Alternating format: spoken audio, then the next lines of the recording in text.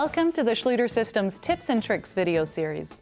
The Schluter KERDI-SHOWER prefabricated trays are available in a variety of sizes and configurations.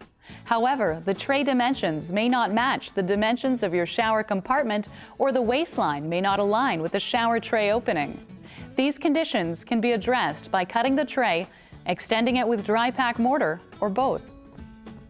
Today we'll demonstrate how to extend the tray using dry pack mortar. In this example, we have a shower enclosure that measures approximately 4 1/2 feet by 4 1/2 feet, with the waistline in the center of the base.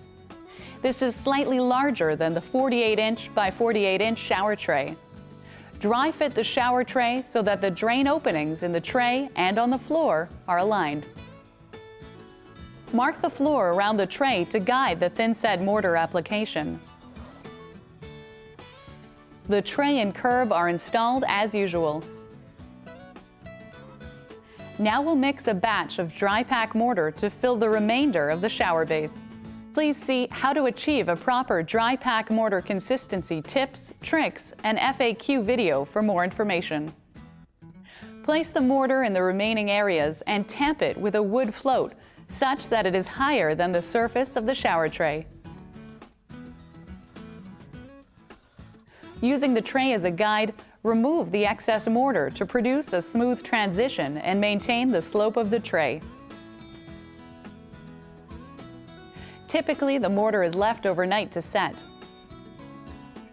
As soon as the mortar can be walked on, the Schluter KERDI membrane installation can begin. Prior to installing the membrane, make sure to clean any loose sand particles or other debris from the surface of the mortar.